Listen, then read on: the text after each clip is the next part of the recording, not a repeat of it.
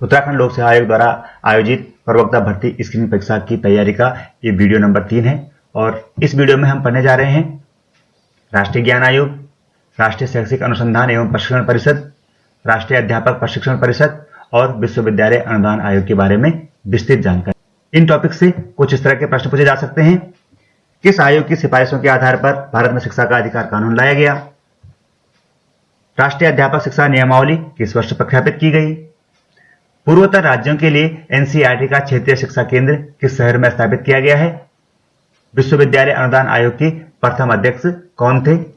इस तरह के बहुत सारे प्रश्न और उनके हल लेकर के मैं इस वीडियो में आया हूं। लेकिन इससे पहले मैं आपको बता दूं कि वीडियो के पार्ट फर्स्ट और पार्ट सेकंड में हमने भारतीय शिक्षा व्यवस्था के विभिन्न आयामों पर चर्चा की है। उनमें से स्वतंत्रता से पहले के शिक्षा आयोग और राधाकृष्णन आयोग, मुदालियर आयोग, कोठारी आयोग, राष्ट्रीय शिक्षा नीति 1968 और 1986 पर हमने विस्तृत चर्चा की है। आपने वो वीडियो देख लिए होंगे और यदि अभी तक वो वीडियो नहीं देखे हैं तो उनका लिंक मैंने डिस्क्रिप्शन में दे दिया है, आप उन वीडियोस को भी देख सकते हैं। आज के जो 4 टॉपिक हमने लिए हैं उन पर भी बहुत सारे प्रश्न परीक्षा में पूछे जाते हैं। आपने पिछले सालों के पेपर देखे होंगे, उनमें इन चारों टॉपिक से प्रश्न पूछे गए हैं। तो इस वीडियो में मैं कोशिश करूंगा कि जो आपकी परीक्षा में 5 से 8 प्रश्न पूछे जाने वाले हैं उन पर मैं विस्तृत चर्चा करूं और अगर आप इस वीडियो को पूरा देखेंगे तो आपके ये 8 प्रश्न कंफर्म हैं। तो मेरी रिक्वेस्ट है कि आप वीडियो को पूरा देखें और यदि वीडियो पसंद आए तो इसे लाइक करें, अपने दोस्तों के साथ शेयर करें और चैनल को अभी तक सब्सक्राइब नहीं किया है तो इस चैनल को सब्सक्राइब कर दें, क्योंकि इसी तरह के बहुत सारे वीडियोज में आपकी परीक्षा तैयारी के लिए इस चैनल पर लेकर आने वाला हूं। तो सबसे पहले बात करते हैं राष्ट्रीय ज्ञान आयोग की। राष्ट्रीय ज्ञान आयोग भारत के प्रधानमंत्री की सलाह के लिए स्थापित एक उच्च स्तरीय सलाहकार संस्था है और जिसका गठन 13 जून सन 2005 को किया गया था और 13 जून 2005 को तत्कालीन प्रधानमंत्री डॉक्टर मनमोहन सिंह ने इस आयोग का गठन किया था और इसके अध्यक्ष थे सैम पित्रोदा। 2014 में यह पूछा गया था राष्ट्रीय ज्ञान आयोग के अध्यक्ष कौन थे, तो इसका सही जवाब है सैम पित्रोदा। इस आयोग ने अपनी सिफारिशों को 4 रिपोर्टों में प्रस्तुत किया। वर्ष 2006, 7, 8 और 9 में ये रिपोर्ट प्रकाशित की गई और जो इनकी फाइनल रिपोर्ट थी वह 2009 में आई और उस रिपोर्ट का शीर्षक था राष्ट्र के नाम प्रतिवेदन। तो फ्रेंड्स, आपने पिछले साल के पेपरों में देखा होगा कि जो आयोग शिक्षा आयोग हैं उनकी जो रिपोर्ट है उसका जो शीर्षक है उसके बारे में भी प्रश्न पूछे गए हैं। तो यहां पर मैं आपको बता दूं कि जो राष्ट्रीय शिक्षा नीति 1986 थी उसका जो शीर्षक था, उसकी रिपोर्ट का जो शीर्षक था वो है शिक्षा की चुनौती, एक नीतिगत परिप्रेक्ष्य। बहुत इंपॉर्टेंट है परीक्षा के लिए। कोठारी आयोग 1964 में जो गठित किया गया था उसने जो अपनी रिपोर्ट लिखी थी उसका शीर्षक था शिक्षा एवं राष्ट्रीय विकास। यशपाल कमेटी ने 2005 में अपनी रिपोर्ट दी थी और उस रिपोर्ट का शीर्षक था शिक्षा बिना बोझ की, एजुकेशन विदाउट बर्डन। और राष्ट्रीय ज्ञान आयोग ने 2009 में अपना प्रतिवेदन प्रस्तुत किया था और इसका शीर्षक था राष्ट्र के नाम प्रतिवेदन। तो इन पॉइंट्स को भी आप नोट कर लें, परीक्षा की दृष्टि से बहुत ज्यादा महत्वपूर्ण है।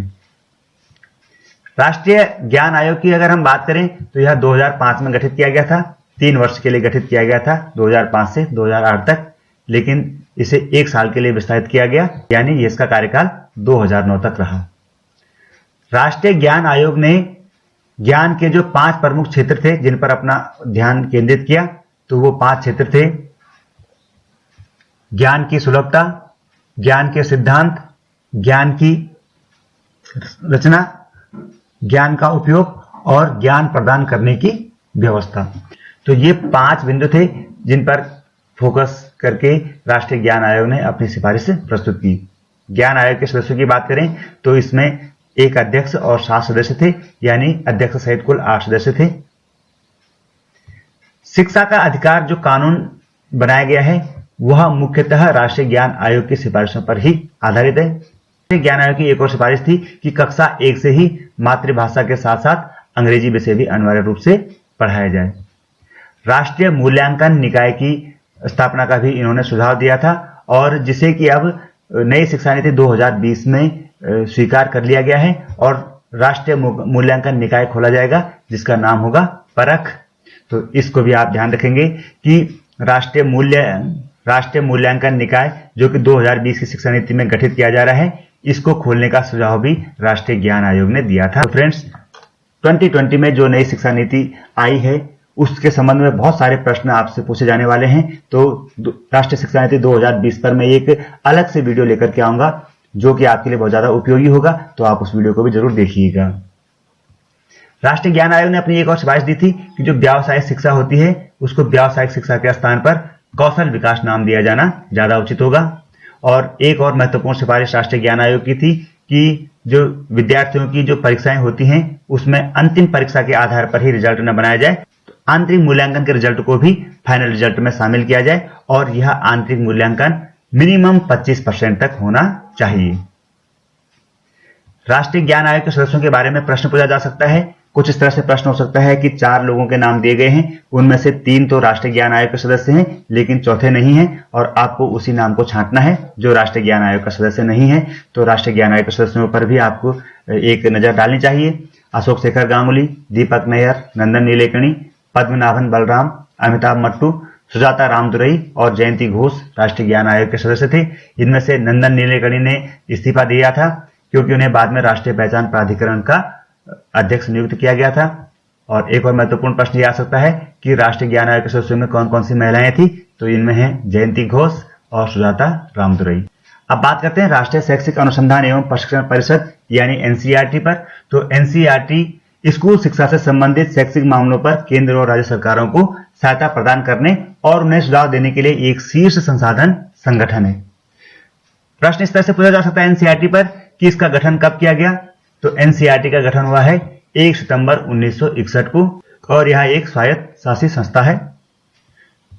मानव संसाधन विकास मंत्री एनसीईआरटी की जो कार्यकारी परिषद है उसके पदेन अध्यक्ष होते हैं। नई शिक्षा नीति में मानव संसाधन विकास मंत्रालय को बदलकर शिक्षा मंत्रालय रखा गया है और मानव संसाधन विकास मंत्री होंगे भारत के शिक्षा मंत्री। तो हम कह सकते हैं कि एनसीईआरटी के जो पदेन अध्यक्ष हैं वो भारत के शिक्षा मंत्री हैं और वर्तमान में डॉक्टर रमेश पोखरियाल निशंक इस पद को सुशोभित कर रहे हैं।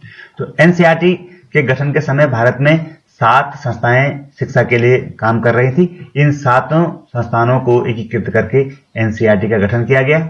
और अगर वर्तमान की बात करें तो एनसीईआरटी की वर्तमान में 8 घटक इकाइयां हैं जिनमें 5 क्षेत्रीय शिक्षा केंद्र भी शामिल हैं। तो इन पर प्रश्न पूछे जा सकते हैं। आइए देखते हैं वह प्रश्न किस प्रकार से हो सकते हैं। पहले बात करते हैं कि एनसीईआरटी के गठन के समय भारत में कौन से शिक्षण संस्थान कार्यरत थे। तो इनमें सबसे पहले है सेंट्रल इंस्टीट्यूट ऑफ एजुकेशन केंद्रीय शिक्षा संस्थान, central bureau of textbook research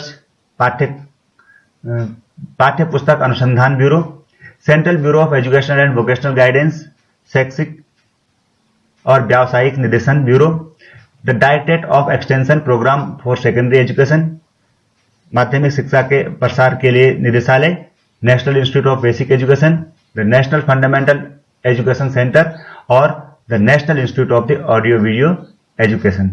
ये अलग अलग सालों में गठित किए गए थे और 1961 में इनको एकीकृत करके एनसीईआरटी में विलय कर दिया गया। एनसीईआरटी की वर्तमान घटक इकाइयों में प्रमुख हैं नेशनल इंस्टीट्यूट ऑफ एजुकेशन एनआईई, इसका मुख्यालय है नई दिल्ली में, central institute of educational technology CIET, CIT की फुल फॉर्म भी पूछी जा सकती है, इसका मुख्यालय नई दिल्ली में है, यही पूछा जा सकता है। तो सीआईईटी का फुल फॉर्म है केंद्रीय शैक्षिक तकनीकी संस्थान, central institute of educational technology और इसका मुख्यालय है नई दिल्ली में। एक और इंपॉर्टेंट इंस्टीट्यूट है Pandit Sundarlal Sharma central institute of vocational education व्यावसायिक शिक्षा के लिए केंद्रीय संस्थान और यह भोपाल में है और पंडित सुंदरलाल शर्मा के नाम पर यह संस्थान है, तो यह भी आपको ध्यान रखना है। इसके अलावा जो 5 रीजनल सेंटर हैं उन रीजनल सेंटर के मुख्यालय और उनके जो क्षेत्र हैं उनको भी आपको याद रखना है। Regional institute of education RI Ajmer Rajasthan में, दूसरा है भोपाल में, तीसरा भुवनेश्वर में, चौथा मैसूर में और जो उत्तर पूर्वी राज्यों के लिए जो रीजनल सेंटर है उसका मुख्यालय है शिलोंग में। तो इन 5 रीजनल कमेटीज पर प्रश्न पूछा जा सकता है, आपको इनके मुख्यालय याद रखने हैं। अब बात करते हैं राष्ट्रीय अध्यापक प्रशिक्षण परिषद यानी एनसीटीई की। तो एनसीटीई भी एक संवैधानिक निकाय है और संसद के अधिनियम 1993 में इसको यह सामुदायिक निकाय का दर्जा दिया गया और एक सामुदायिक निकाय के रूप में एनसीटीई ने अपना कार्य प्रारंभ किया 17 अगस्त 1995 से। राष्ट्रीय अध्यापक शिक्षा परिषद क्या है? यह समूचे भारत में अध्यापक शिक्षा प्रणाली को नियोजित करता है, उसे समन्वित करता है और अध्यापक शिक्षा प्रणाली के जितने भी मानदंड हैं और मानक हैं उनको निर्धारित करने का कार्य करता है एनसीटी। एनसीटी का गठन 1973 में किया गया था और 1973 में यह एनसीईआरटी की ही एक आनुषंगिक इकाई थी। तो प्रश्न अगर यह पूछा गया कि एनसीटी का गठन कब किया गया, तो एनसीटी का गठन किया गया वर्ष 1973 में। अगर प्रश्न यह पूछा गया कि इसे संवैधानिक दर्जा कब प्रदान किया गया, अधिनियम कब पारित किया गया एनसीटी का, तो इसका जवाब होगा वर्ष 1993 में। और एनसीटी ने एक संवैधानिक संस्था के रूप में अपना कार्य कब प्रारंभ किया, उसका जवाब होगा 17 अगस्त 1995 में। एक और इंपॉर्टेंट प्रश्न आता है कि जो एनसीटी के द्वारा अध्यापक शिक्षा नियमावली कब प्रख्यापित की गई, तो इसका सही जवाब है 3 दिसंबर 1997 को एनसीटी के द्वारा टीचर्स एजुकेशन रूल प्रख्यापित किए गए। तो ये प्रश्न बहुत इंपॉर्टेंट है, इसको आप समझ लेंगे। और इस रूल में वर्ष 2003 में संशोधन भी हुआ है। प्रश्न अगर इस तरह से पूछा जाएगा कि एनसीटी एक्ट 1993 में कितने संशोधन हुए हैं, तो इसमें 3 संशोधन अब तक हुए हैं, 2003 में, 2011 में और 2019 में। कई बार संस्थाओं के अध्यक्षों के बारे में पूछा जाता है। तो अगर हम एनसीटी के वर्तमान अध्यक्ष की बात करें तो ये हैं डॉक्टर विनीत जोशी। और इससे ज्यादा इंपॉर्टेंट है कि एनसीटी के प्रथम अध्यक्ष कौन थे, तो इसका जवाब होगा मोहम्मद अहमद सिद्दीकी एनसीटी के प्रथम अध्यक्ष थे। जिस प्रकार से एनसीईआरटी की क्षेत्रीय समितियां हैं, उसी प्रकार से एनसीटी की भी 4 क्षेत्रीय समितियां हैं। ईस्टर्न रीजनल कमेटी यानी कि पूर्ववर्ती क्षेत्रों के लिए भुवनेश्वर में इसका मुख्यालय है। पश्चिमी रीजनल कमेटी जो है उसका मुख्यालय भोपाल में है। उत्तरी क्षेत्रीय समिति का मुख्यालय जयपुर में है और दक्षिणी क्षेत्रीय समिति का मुख्यालय है बेंगलोर में। और पूरे देश को इन 4 क्षेत्रीय समितियों के अंतर्गत बांटा गया है। और इसमें अगर हम पूछें कि उत्तराखंड और उत्तर प्रदेश किस रीजनल कमेटी के अंतर्गत आते हैं, तो उसका जवाब होगा नॉर्दर्न रीजनल कमेटी और उसका मुख्यालय है जयपुर में। एक और चीज ध्यान देंगे कि भुवनेश्वर और भोपाल में एनसीईआरटी की भी क्षेत्रीय समितियां हैं, जबकि एनसीटी की जो क्षेत्रीय समिति जयपुर में है उसी के समानांतर एनसीईआरटी की है अजमेर में। और बेंगलुरु में जो एनसीटी की समिति है उसी के समानांतर समिति एनसीईआरटी की है मैसूर में। नॉर्थ ईस्ट के लिए एनसीईआरटी की समिति है शिलोंग में, जबकि नॉर्थ ईस्ट के लिए एनसीटी की कोई समिति नहीं है। और ये जो समिति हैं वो ईस्टर्न रीजनल कमेटी भुवनेश्वर के अंतर्गत ही आती हैं। नॉर्थ ईस्ट की जितने भी स्टेट हैं वह सब ईस्टर्न रीजनल कमेटी भुवनेश्वर के अंतर्गत आते हैं एनसीटी में।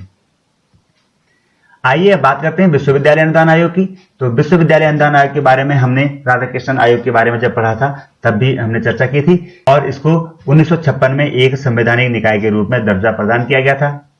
विश्वविद्यालय शिक्षा आयोग यानी राधाकृष्णन आयोग की सिफारिश पर इसका गठन किया गया और विश्वविद्यालय अनुदान आयोग और विश्वविद्यालय शिक्षा आयोग 1948-49 में गठित किया गया था। जिस प्रकार से एनसीईआरटी और एनसीटी की क्षेत्रीय समितियां हैं उसी प्रकार से यूजीसी की भी क्षेत्रीय समितियां हैं और इनकी संख्या 6। इनके मुख्यालय हैं पुणे, हैदराबाद, कोलकाता, भोपाल, गुवाहाटी और बेंगलुरु में।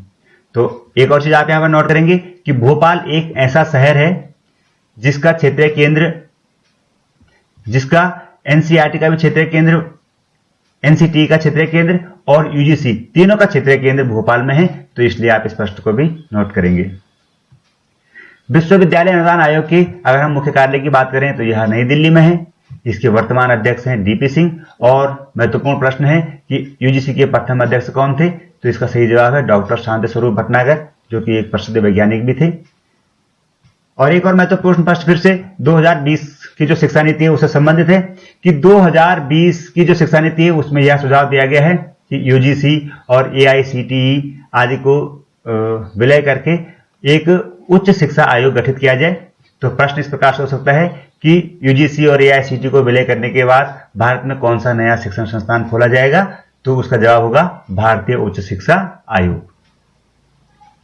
यूजीसी की बात करेंगे तो एक और प्रश्न पूछा जा सकता है राष्ट्रीय मूल्यांकन एवं प्रत्यायन परिषद के बारे में। तो इसके लिए इसके संबंध में जो प्रश्न पूछे जा सकते हैं, NAAC का जो मुख्यालय है वो बेंगलुरु में है, जबकि UGC का मुख्यालय नई दिल्ली में है। इसके वर्तमान अध्यक्ष हैं SC शर्मा और NAAC के प्रथम अध्यक्ष थे प्रोफेसर अरुण निगवेकर और NAAC की स्थापना की गई थी वर्ष 1994 में और इसका मुख्य कार्य है कि जो विश्वविद्यालय हैं उनके मूल्यांकन और उनकी गुणवत्ता की जांच करना। तो फ्रेंड्स, ये 4 टॉपिक्स थे और इन पर जो संभावित प्रश्न हैं उन पर हमने चर्चा कर ली है। आशा है आपको ये वीडियो पसंद आया होगा और ऐसे बहुत सारे वीडियोज अगर आपको देखना चाहते हैं तो इस चैनल को सब्सक्राइब कर दें। अगले वीडियो में मैं लेकर के आऊंगा ई-गवर्नेंस, शिक्षा का अधिकार, समग्र शिक्षा अभियान और राष्ट्रीय उच्चतर शिक्षा अभियान पर जानकारी। तो आप उस वीडियो को भी देखें। मिलते हैं जल्दी ही, तब तक के लिए गुड बाय, टेक केयर।